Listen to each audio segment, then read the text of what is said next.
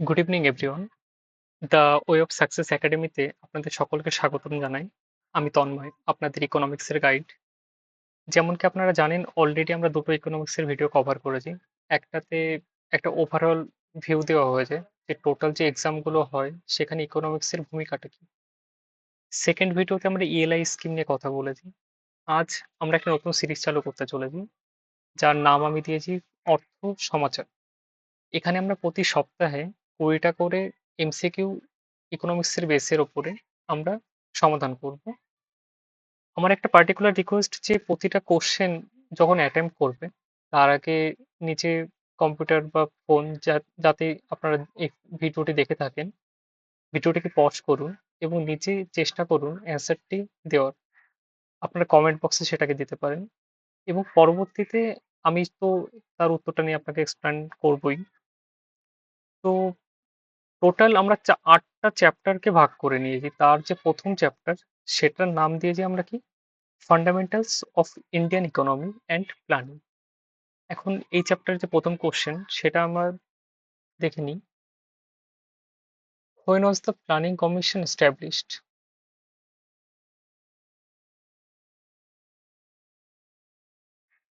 When was the planning commission established? Basically planning commission যেটা ভারতের একটা সংস্থা ছিল, যার উদ্দেশ্য ছিল যে ভারতের যে অর্থনৈতিক পরিকল্পনা করা, সেই সংস্থাটি কত খ্রিস্টাব্দে তৈরি হয়েছিল। তো আপনারা, যেমনকি আমি বললাম যে ভিডিওটাকে পজ করুন এবং নিজেরা চেষ্টা করুন যে ভিডিওটির অ্যান্সার দিতে। এখন অপশন এ হলো 1948। আমরা জানি ভারতবর্ষ স্বাধীনতা পায় 1947 সালে। তখন দেশে অনেক কাজ, সংবিধান তৈরি, প্রশাসন তৈরি। তাই 1948 সালে তখনও পর্যন্ত প্ল্যানিং কমিশন তৈরি করা হয়ে ওঠেনি। সেকেন্ড অপশন হলো 1950 সাল। 1950 সালে এই সময় আমাদের দেশের সংবিধানের কাজকর্ম মেটে এবং যেমন কি 26শে জানুয়ারি আমাদের দেশের সংবিধান এনাক্ট করা হয়, সকলেই আমরা জানি। থার্ড অপশন হলো 1951। 1951-এ প্রথম পঞ্চবার্ষিকী পরিকল্পনা চালু করা হয়, কিন্তু তখনও পর্যন্ত প্ল্যানিং কমিশন তৈরি করা হয়নি। একটু অদ্ভুত হলেও এটাই সত্যি যে 1952 সালে গিয়ে আমাদের ফাইনালি প্ল্যানিং কমিশন তৈরি করা হয়। আপনারা একটু ভাববেন যে প্ল্যানিং কমিশন আমাদের দেশের অর্থনৈতিক সমস্যা সমাধানের জন্য কি কি কাজ করেছে সেগুলো নিয়ে বিস্তারিত আপনি কমেন্টে লিখতে পারেন।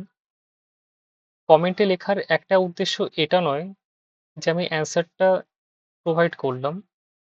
এর একটা উদ্দেশ্য এটাও যে আপনি যখন একটা অ্যান্সার প্রোভাইড করছেন তখন আপনি সেটা নিজেকেও একবার পুনরাবৃত্তি করছেন।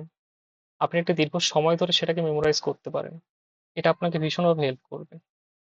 চলুন দেখে নিই সেকেন্ড প্রশ্নটা। The concept of economic planning in India is derived from which of the following? আমাদের দেশের যে ইকোনমিক প্ল্যানিং হয় সেটা সংবিধানের কোন পার্ট থেকে নেওয়া হয়েছে, বেসিক্যালি সেটার উপরে এই কোশ্চেনটা। যেমনটি বললাম, আই হোপ আপনি পজ করেছিলেন এবং অ্যান্সারটা আপনি দেখেছেন। ফার্স্ট অপশন হলো ফান্ডামেন্টাল রাইটস। ফান্ডামেন্টাল রাইটস কি বলে কোনো রকম এরকম কথা যেটা ইকোনমিক প্ল্যানিং এর সঙ্গে যুক্ত হতে পারে? আপনি সঠিক। না, ফান্ডামেন্টাল রাইটস যেটা বলে সেটা হলো আমাদের ব্যক্তিগত অধিকার, যেমন বাক স্বাধীনতা, কিন্তু এটা প্ল্যানিং এর কথা বলে না। সেকেন্ড অপশন হলো directive principles of state policy. আপনি একদম সঠিক। এটাই সেই পার্টটা যে পার্টটা আমাদের ইকোনমিক প্ল্যানিং এর কথা বলে থাকে। কারণ ডাইরেক্টিভ প্রিন্সিপালস বা ডিপিএসপি আমরা বলে থাকি ছোটতে করে, সেটা আমাদের সংবিধানের পার্ট 4 এর একটা অংশ, যেটা সরকারকে কিছু নির্দেশ দেয় যে এই কাজগুলি সরকারের থেকে এক্সপেক্টেড তার জনতার জন্য।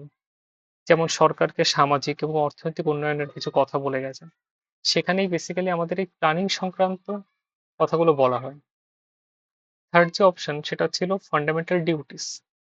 এখন ফান্ডামেন্টাল ডিউটিসে আমাদের বেসিক্যালি কর্তব্যের কথা বলা হয়। যেমন পরিবেশ রক্ষা করতে হবে, বাচ্চাদেরকে স্কুলে পাঠাতে হবে।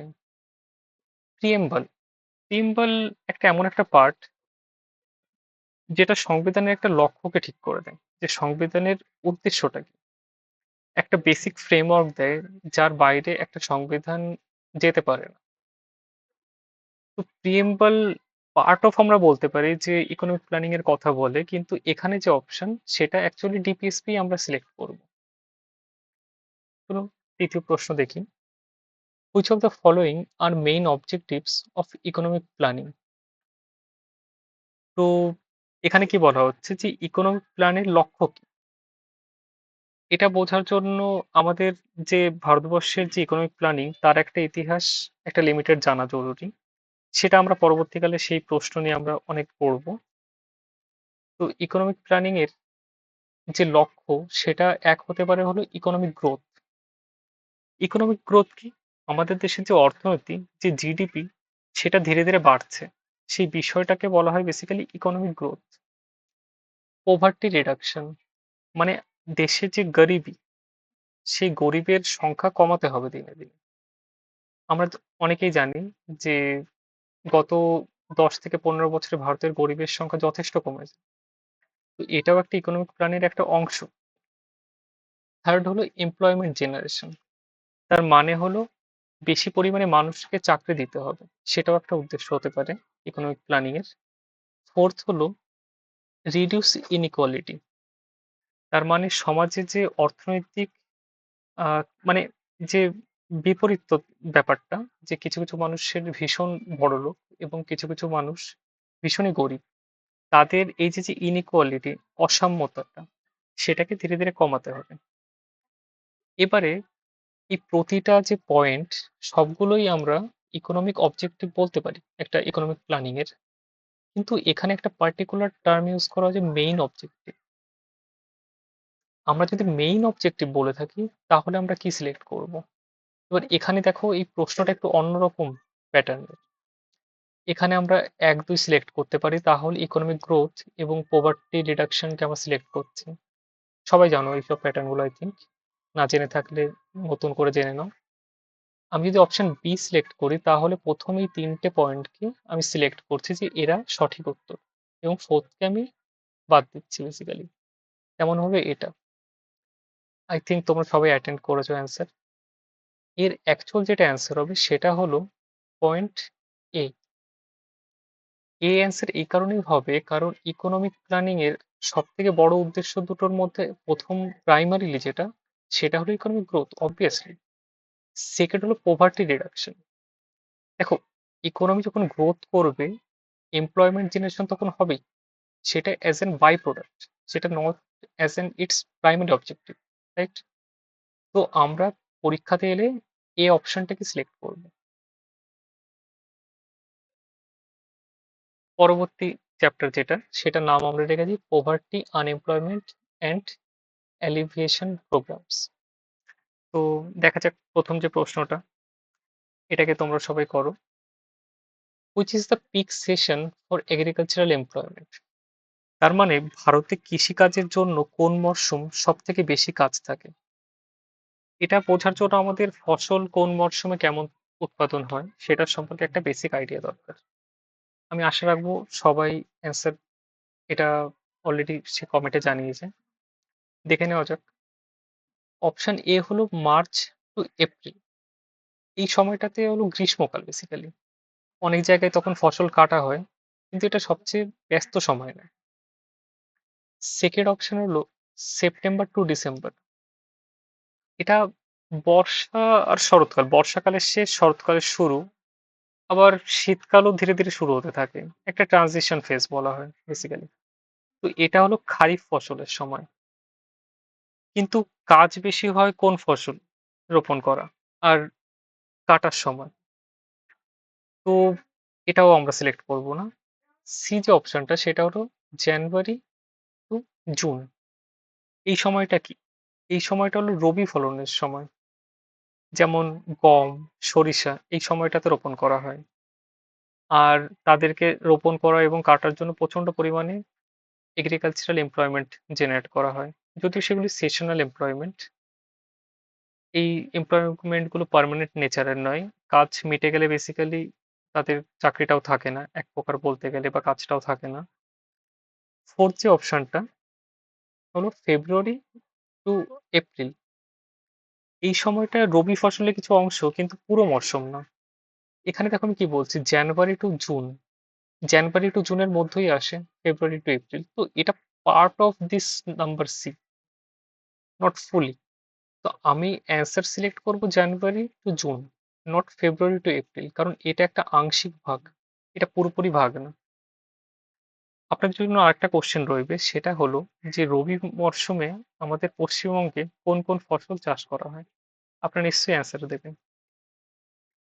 ফিফথ কোশ্চেন হলো, poverty line is determined by which of the following. Poverty লাইনের মানেটি কি? পোভার্টি লাইন হলো সেটা যেটা একটা আয়ের স্তর, একটা নির্দিষ্ট পরিমাণ আয় একটা মানুষকে করতে হবে তাকে নিজেকে বাঁচতে গেলে, তার পরিবারকে রক্ষা করতে গেলে। সে মৌলিক যে চাহিদা পূরণ করা, সেটাই বেসিক্যালি পোভার্টি লাইনের একটা অংশ। পোভার্টি লাইনের নিচে যদি আপনি চলে আসেন আপনার আয়ের পরিমাণ, তাহলে বেসিক্যালি আপনি আপনার জীবনের এই বেসিক নেসেসিটি গুলোকে পূর্ণ করতে পারবেন না।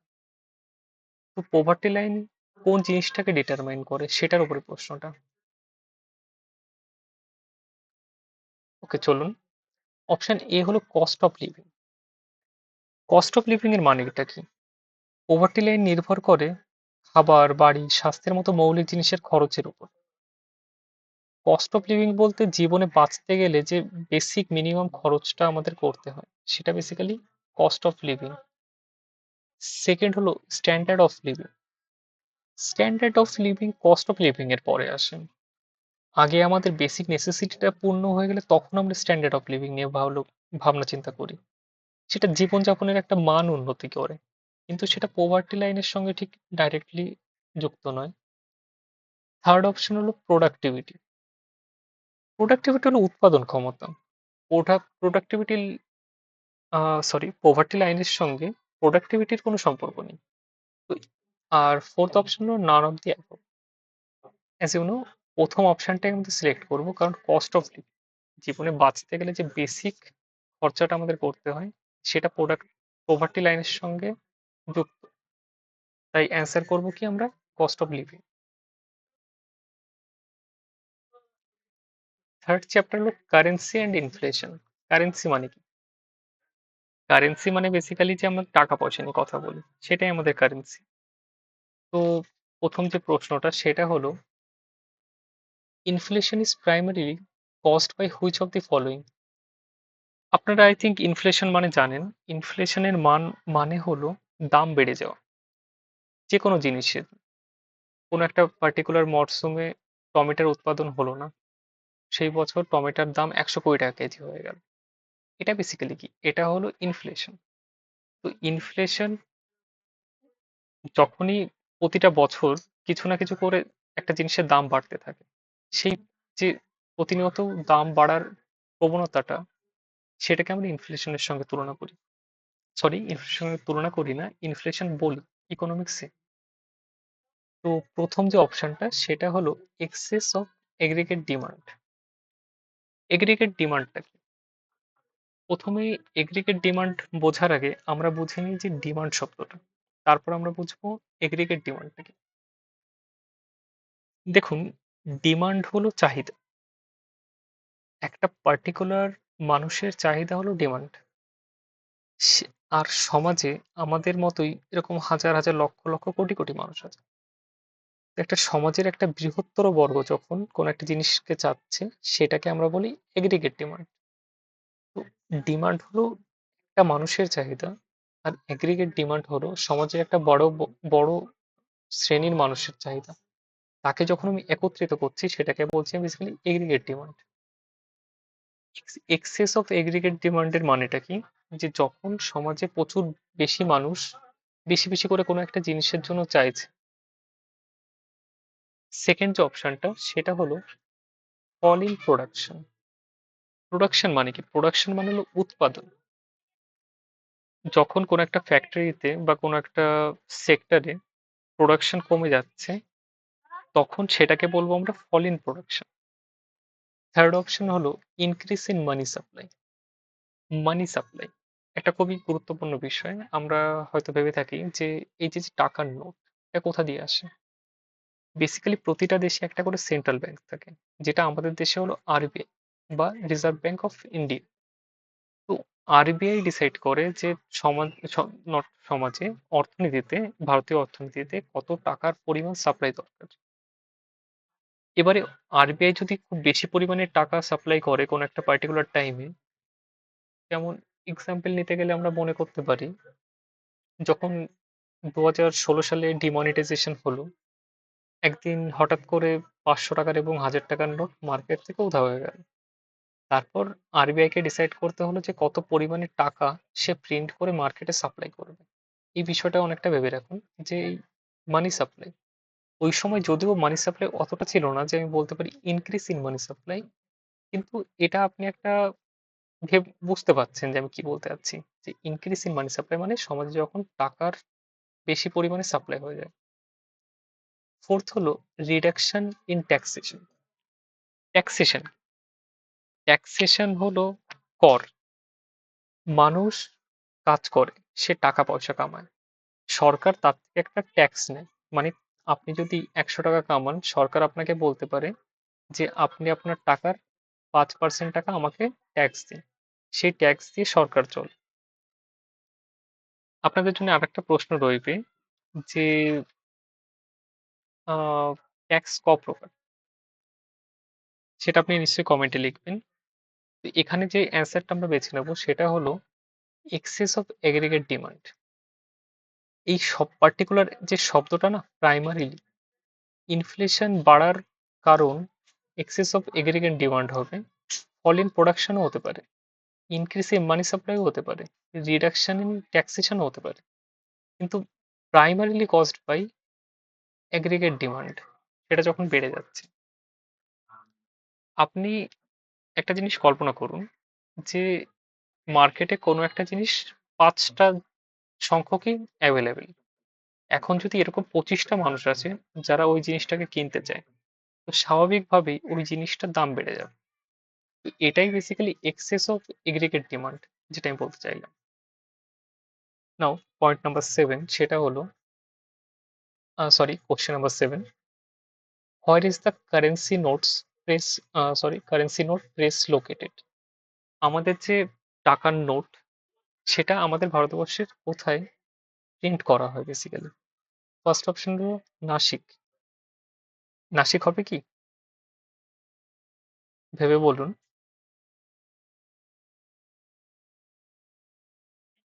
নাসিকে কিন্তু নোট ছাপা হয় না, কিন্তু নাসিকে অন্য কিছু একটা ছাপা হয়।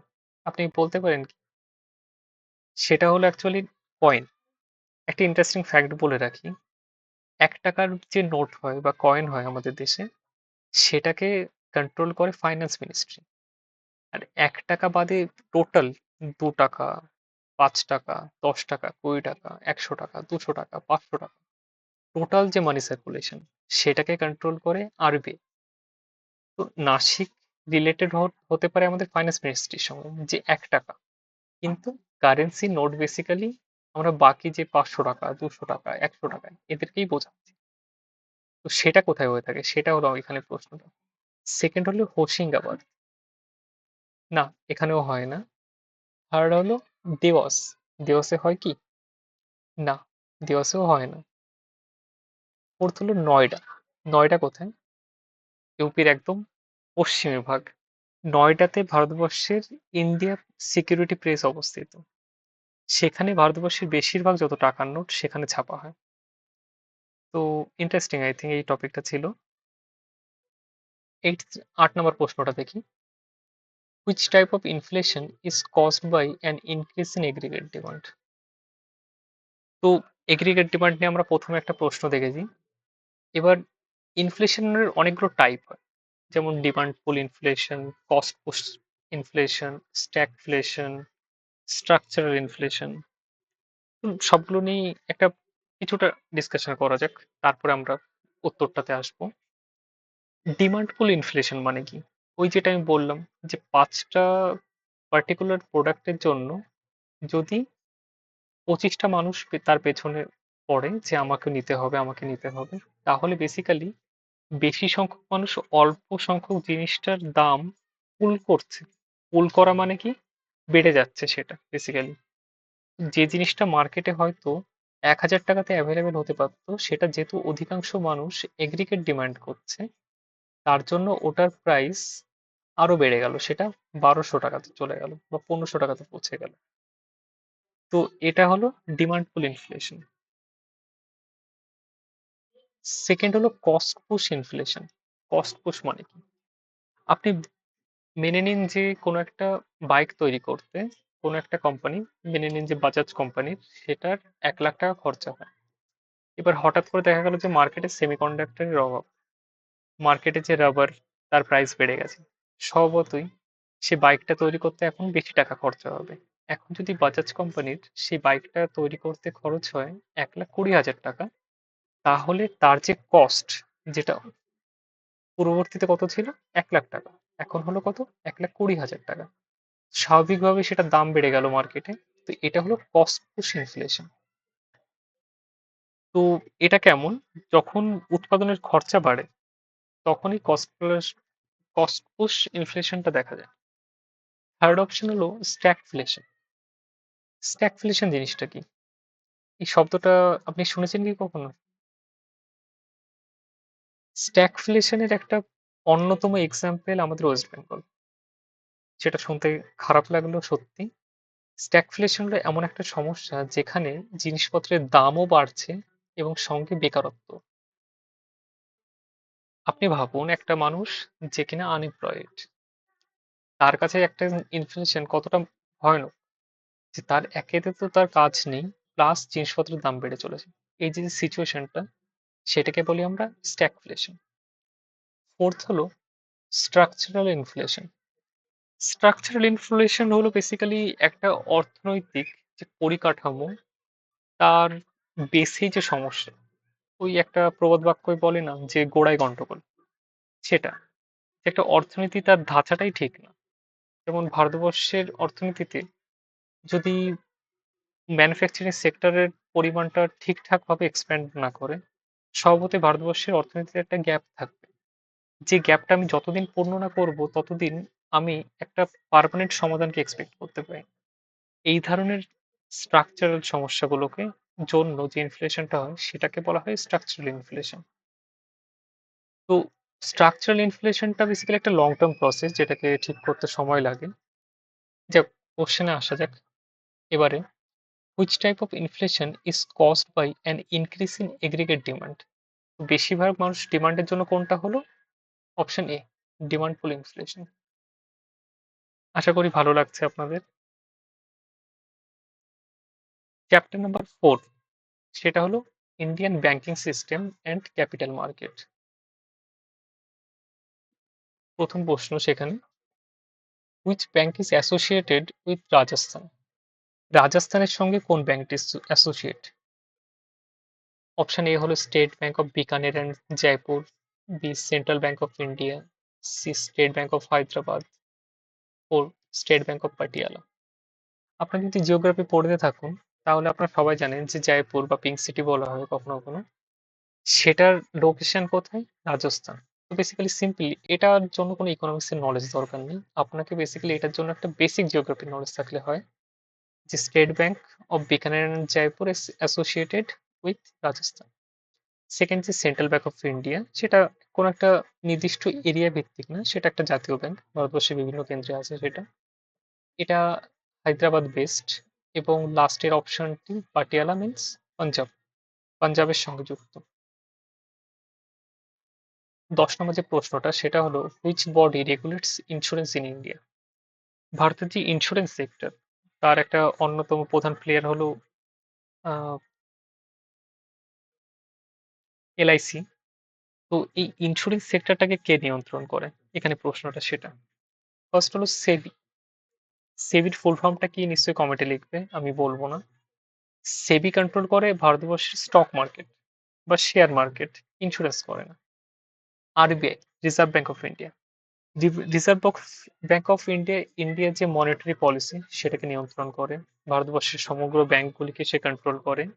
আমাদের সেন্ট্রাল গভর্নমেন্টকে সে ব্যাংকিং অ্যাডভাইস প্রোভাইড করে, কিন্তু সে ইন্স্যুরেন্সের উপরে কাজ করে না।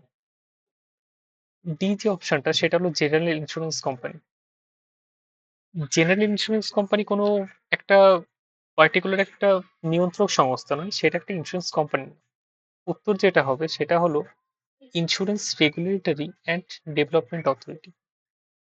এটি হলো এমন একটি অথরিটি যেটি ভারতবর্ষের যে ইন্স্যুরেন্স সেক্টর সেটিকে নিয়ন্ত্রণ করে বা কন্ট্রোল করে।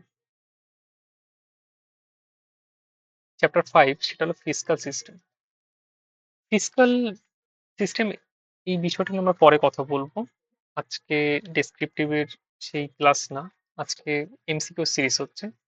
ফিসকাল বলতে যে বাজেট সংক্রান্ত যে কাজগুলো হয়, যে কত টাকা সরকারের আয় হলো, কত টাকা সরকার ব্যয় করতে চলেছে, কত টাকা সরকারকে কামাতে হবে, কত টাকা সরকার ঘাটাতে চলছে, এই যে সংক্রান্ত যে সমস্যাগুলি, সেগুলো বেসিক্যালি আমরা ফিসকাল সিস্টেম আন্ডারে পড়ে থাকি। তো ওভারভিউ এর পরে দেখা যাক প্রশ্নটা, what does national income include? National income বলতে আমরা কি বুঝি? জিডিপি। তো জিডিপিতে কোন জিনিসগুলোকে আমরা ইনক্লুড করি সেটা দেখবো এবারে। Total revenue of the states, এটা কি হবে? Total revenue of the states মানে প্রতিটা স্টেট যে টাকা কামাচ্ছে বা রেভিনিউ জেনারেট করছে, সেটা কি ন্যাশনাল ইনকামের একটা পার্ট? চলুন পরবর্তী অপশন দেখি। Net profit earned and expenditure incurred by the state. একটা স্টেট একটা পার্টিকুলার প্রফিট আর্ন করলো বা কামালো, এবং খরচাও করলো সে, expenditure income, sorry expenditure incurred, এটা কি একটা পার্ট হবে ন্যাশনাল ইনকামের? দেখা যাক পরবর্তী অপশন কি বলছে। Production of goods and services. Production of goods and services মানে কি? যেমন কৃষি উৎপাদন করছি, আমরা শিল্পের উৎপাদন করছি, এটা কি একটা ন্যাশনাল ইনকামের পার্ট? অ্যাকচুয়াল উত্তরটা হবে অল অফ দি অ্যাবভ। এরা প্রত্যেকেই আমাদের ন্যাশনাল ইনকামের পার্ট। স্টেটের যে রেভিনিউ সেটা ভারতবর্ষের একটা স্টেট কামাচ্ছে, নেট প্রফিট আর্ন এবং খরচা সেটাও একটা আমাদের জিডিপিরই অংশ। দেখো, জিডিপির একটা এক্সপেন্ডিচার মেথডে আমরা হিসাব করে থাকি যখন, তখন আমরা লিখি যে C plus G plus I plus NX.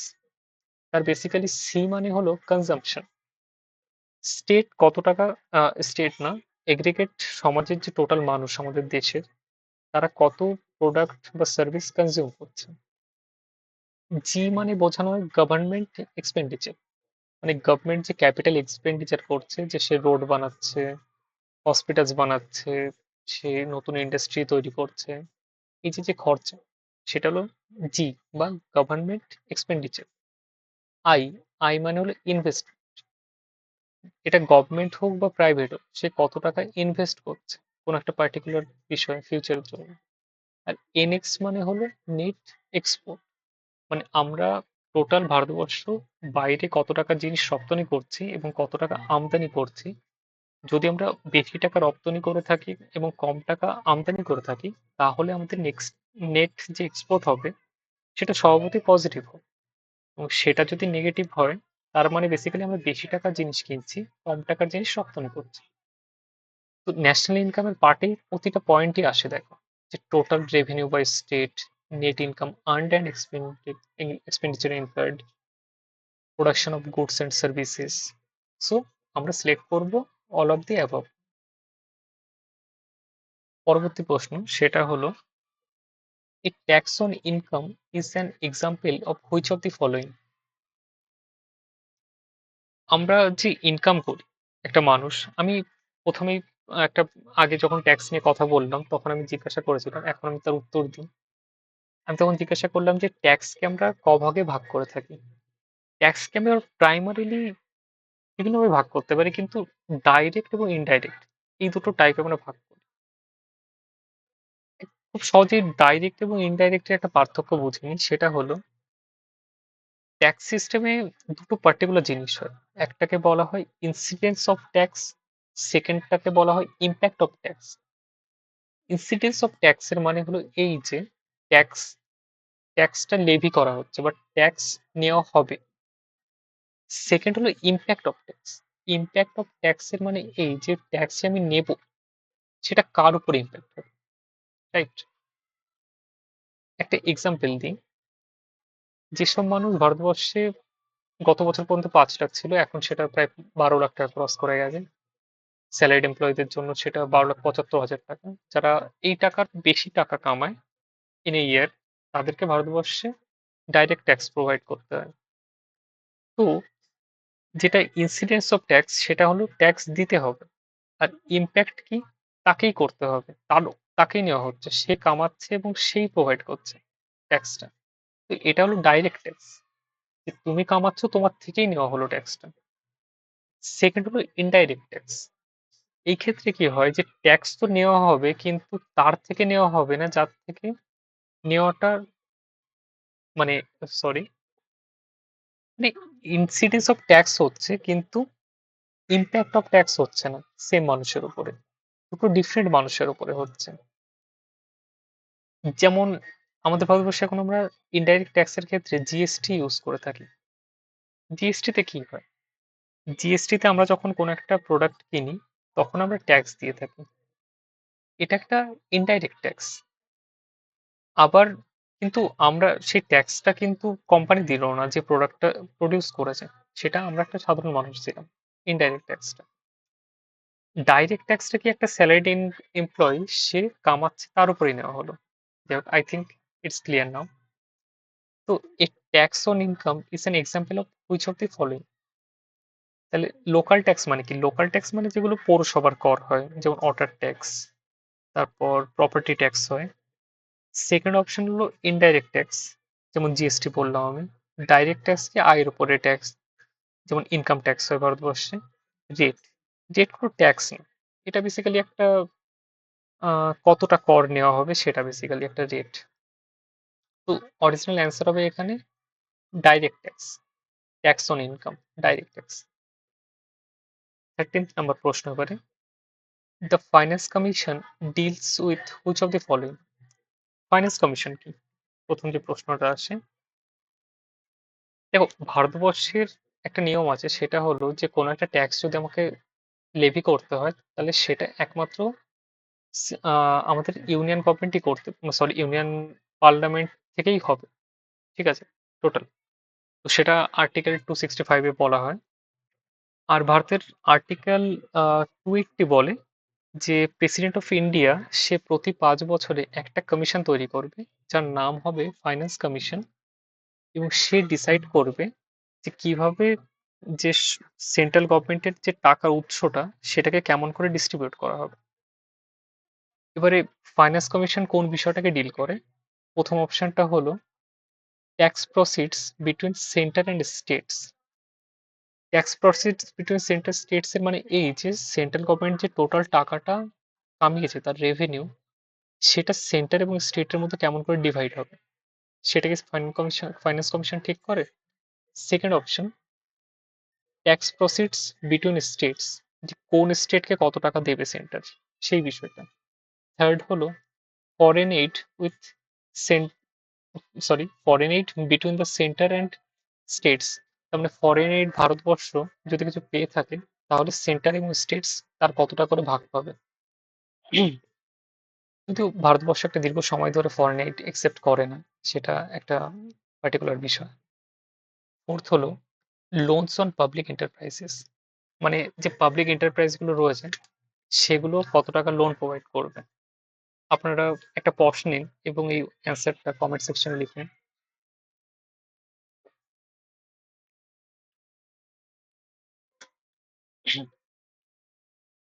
সঠিক যে উত্তরটা হবে, সেটা হবে tax proceeds between the states. তার মানে সেন্ট্রাল গভর্নমেন্ট কোন স্টেটকে কত টাকা ডিভাইড করে দেবে, সেই বিষয়টা ডিল করে ফাইন্যান্স কমিশন। পরবর্তী প্রশ্ন, চ্যাপ্টারের নাম হলো industries, infrastructure and foreign trade. Which of the following is India's leading export item. Bharatvarsha যে জিনিসগুলোকে রপ্তানি করে থাকে, তার মধ্যে এখানে কোন জিনিসটা সব থেকে প্রাইমারিলি? এক হলো মারিন প্রোডাক্ট। মারিন প্রোডাক্ট মানে কি, যেমন মাছ, চিংড়ি। ভারতবর্ষ এগুলোকে রপ্তানি করে, কিন্তু সেটা ভারতবর্ষের লিডিং এক্সপোর্ট নয়। সেকেন্ড হলো রাইস, চাল কি ভারতবর্ষের একটা লিডিং এক্সপোর্ট? আপনি সঠিক ধরেছেন। চাল ভারতবর্ষের একটা লিডিং এক্সপোর্টের মধ্যে পড়ে। সি হলো সুগার, চিনি। ভারতবর্ষ চিনিও রপ্তানি করে, কিন্তু সেটা চালের থেকে পরিমাণে অনেক কম।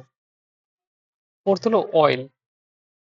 একটা, এখানে যদি আমি লিখতাম যে অয়েল রিফাইনারি প্রোডাক্টস, তাহলে আমি অ্যান্সার সিলেক্ট করতাম সেটা। অ্যাকচুয়ালি ভারতবর্ষ প্রচন্ড পরিমাণে পেট্রোলিয়ামের যে উপজাত পদার্থগুলো হয় সেগুলোকে মানে এক্সপোর্ট করে, কিন্তু অয়েল ইন পার্টিকুলার বলতে আমরা বোঝাই crude oil. Bharatvarsha crude oil export করে না।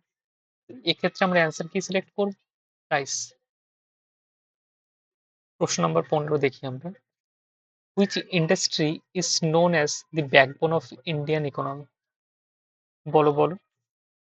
ভারতবর্ষের কোন ইন্ডাস্ট্রিটা ভারতবর্ষের অর্থনীতির মেরুদণ্ড? প্রথম হলো অ্যাগ্রো ইন্ডাস্ট্রি, সেকেন্ড হলো পেট্রোকেমিক্যাল, থার্ড হলো অটোমোবাইল, ফোর্থ হলো আয়রন অ্যান্ড স্টিল। ভারতবর্ষের যে ইন্ডাস্ট্রিটা ভারতবর্ষের সব থেকে ব্যাকবোন, সেটা হলো অ্যাগ্রো ইন্ডাস্ট্রি। অ্যাগ্রো ইন্ডাস্ট্রিটা কেন? তার কারণ ভারতবর্ষের অ্যাপ্রক্স 45% প্লাস মানুষ এই ইন্ডাস্ট্রিটার উপরে নির্ভর করে। ভারতবর্ষে এই ইন্ডাস্ট্রিটাকে তাই বলা হয় ভারতের ব্যাকবোন।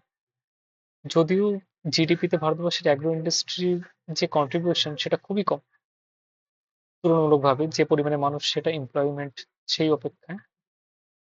আপনাদের জন্য একটা কোশ্চেন রইবে যে ভারতবর্ষের কোন সেক্টর সব থেকে বেশি পরিমাণে জিডিপিতে কন্ট্রিবিউট করে। তো এখানে আমরা সিলেক্ট করলাম agro industry.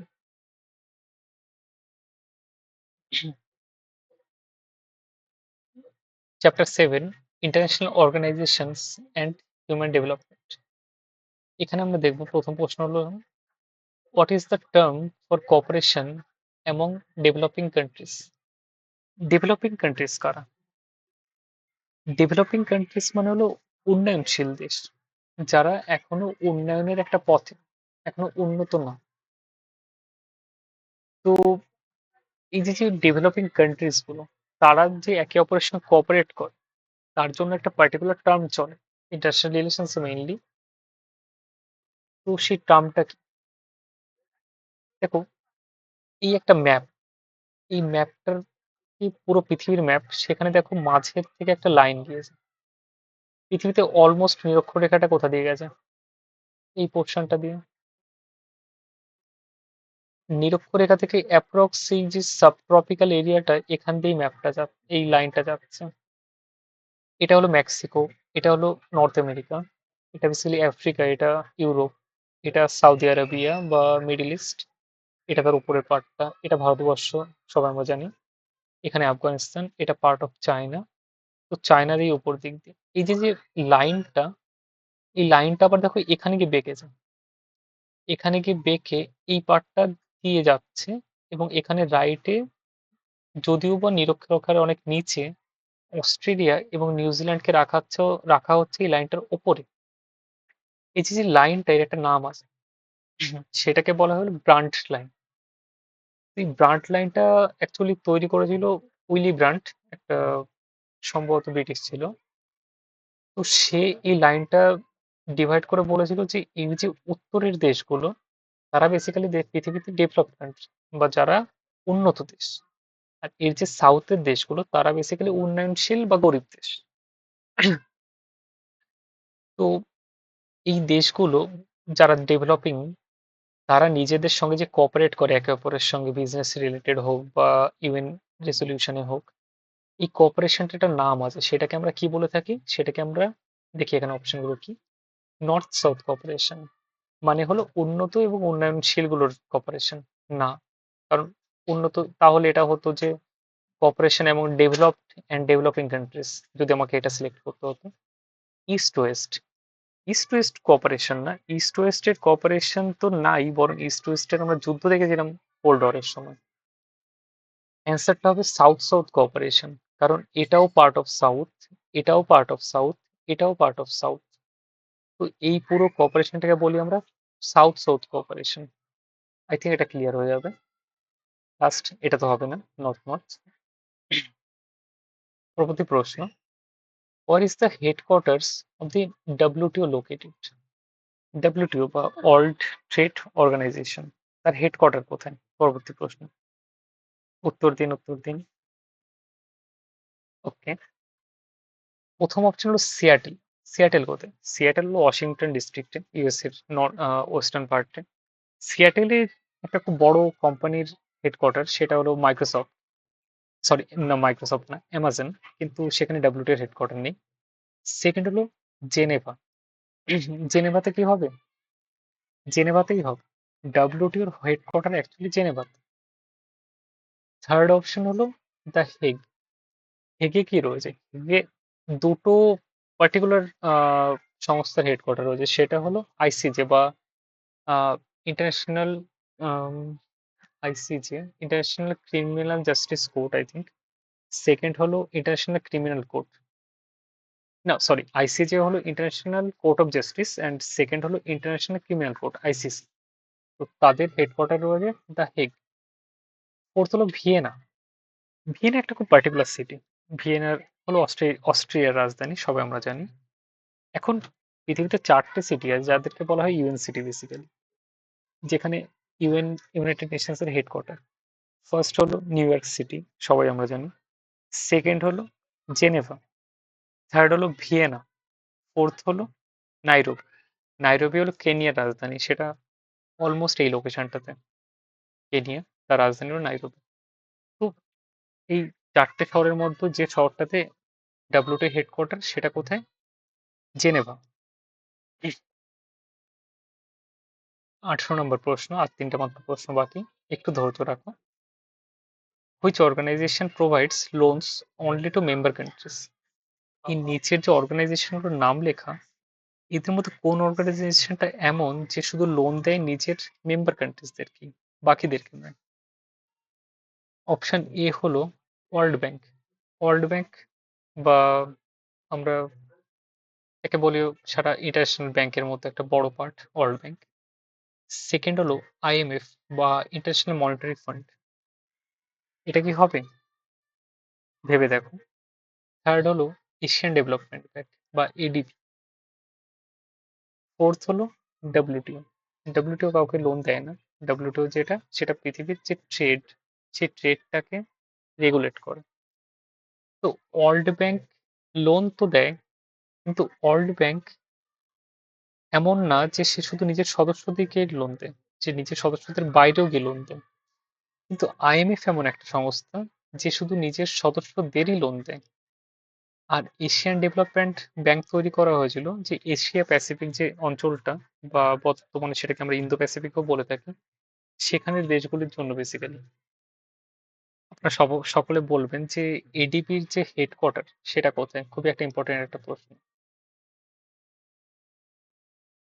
Last not the list, আর দুটো প্রশ্ন মাত্র। Natural resources and other factors of Indian economy, এই পার্টটা থেকে যে প্রশ্নটা সেটা হলো, since independence the trend in agriculture has been characterized by which of the following? আমাদের যখন থেকে স্বাধীনতা হয়েছে তখন থেকে আমাদের যে এগ্রিকালচারাল সেক্টর, তার একটা অন্যতম ক্যারেক্টারিস্টিক কি? Increased very rapidly. আমাদের যে এগ্রিকালচার সেক্টরটা, সেটা কি খুব তাড়াতাড়ি উন্নত করেছে? ডিক্লাইন কনসিডারেবলি, সেটা আগে যে পরিমাণে কৃষিকাজ হতো সেটা থেকে কি এখন কমে গেছে? সি হলো রিমেন্ড স্ট্যাগনেন্ট, মানে যেমন ছিল আজও কি তেমন রয়েছে? ফোর্থ হলো রিসেন্ট ভেরি স্লো, যে বেড়েছে এগ্রিকালচার সেক্টর কিন্তু ধীরে ধীরে বেড়েছে। তো উত্তর কোনটা হবে? একদম সঠিক। উত্তর হবে রিসেন্ট ভেরি স্লোলি। আমরা সকলেই জানি গ্রিন রেভলিউশনের কথা। এগ্রিকালচার সেক্টর গ্রো করেছে কিন্তু ভেরি র্যাপিডলি করেনি, তাহলে আমরা এটাকে সিলেক্ট করলাম। এটা বেড়েছে কিন্তু একটা স্লো পেস, তাই এটা আমরা সিলেক্ট করবো রিসেন্ট ভেরি স্লোলি। লাস্ট, সেটা হলো what is the period of temporary registration of vehicle? Temporary registration basically এটা, যে আপনি যদি কোনো একটা গাড়ি কেনেন, তাহলে আপনাকে নিজের গাড়িকে রেজিস্টার করতে হয়। কোথায় করতে হয় সেটা? আরটিওতে। এবার পার্মানেন্ট রেজিস্টারের পূর্বে একটা অল্প টাইমের জন্য আপনাকে আরটিও টেম্পোরারি রেজিস্ট্রেশন প্রোভাইড করে। যে আপনি গাড়ি যদি রাস্তায় চালান, আপনার কোনো সমস্যা হবে না। তাই সেই টেম্পোরারি রেজিস্টারের পিরিয়ডটা কত হয়? সেটা হলো প্রশ্নটা। উত্তর কি হবে? 60 দিন, না 30 দিন, না 90 দিন, না 180 দিন? উত্তর হলো 90 দিন। টেম্পোরারি রেজিস্টারের সময় কতদিন? 90 দিন। 90 দিনের পর আপনাকে পার্মানেন্ট রেজিস্ট্রেশনের জন্য অ্যাপ্লাই করতে হবে। যাক, এটা আমাদের লাস্ট প্রশ্ন ছিল এই সিরিজটাতে। এছাড়াও আমরা একটা ডেসক্রিপটিভ ডেসক্রিপটিভের ওপর একটা সিরিজ আনবো, বেসিক্যালি ইকোনমিক্সের জন্য, যেখানে আমরা প্রতি সপ্তাহে ইকোনমিক্স রিলেটেড যে ইম্পর্টেন্ট ঘটনাগুলো ঘটেছে, কারেন্ট অ্যাফেয়ার্স, সেগুলো নিয়ে আমরা আলোচনা করব। এই সিরিজটা চলতে থাকবে। এখানে আমরা প্রতি সপ্তাহে 20টা করে ইকোনমিক্স রিলেটেড এমসিকিউ আলোচনা করব, যেটা মোস্টলি স্ট্যাটিক পোর্শন। আর ডেসক্রিপটিভ যে কারেন্ট অ্যাফেয়ার্স, সেটা কমপ্লিট করার পরে আমরা ভবিষ্যতে কারেন্ট অ্যাফেয়ার্স এর এমসিকিউ অন। তো আমাদের সঙ্গে থাকুন, আর আমাদেরকে সাবস্ক্রাইব করবেন নিশ্চয়ই। নিজের নোটিফিকেশন বেলও চালু করুন। আর নিচের কমেন্ট বক্সে আমাদের থেকে পিডিএফটা নিতে ভুলবেন না আপনি। আপনার পরবর্তীকালে পড়াতে খুবই হেল্পফুল হবে সেটা। এবং আমাদের একটা হোয়াটসঅ্যাপ গ্রুপ আছে, সেখানে আমরা ডেইলি কারেন্ট অ্যাফেয়ার্স প্রোভাইড করে থাকি। আপনার যদি মনে হয় যে কারেন্ট অ্যাফেয়ার্স দরকার, তাহলে আপনি জয়েন করতে পারেন। Thank you. Stay tuned.